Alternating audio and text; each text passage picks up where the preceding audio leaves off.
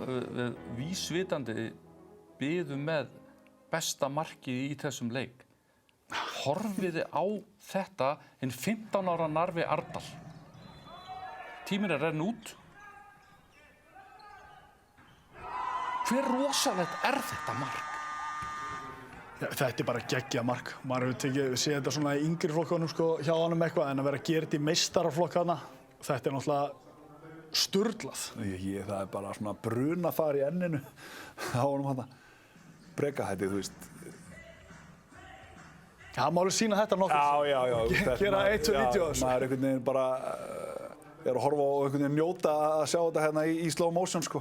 Og kannski það sem gerir þetta mark líka er að framararnir ákveða líka bara að horfa á hann fara að skjóta þarna. Þeir eru 3 sekúndur eftir, þannig að þeir voru líka bara að njóta, sýndist manni. Já. Nema Einar Jónsson, hann var brjálaður yfir vörnina þarna.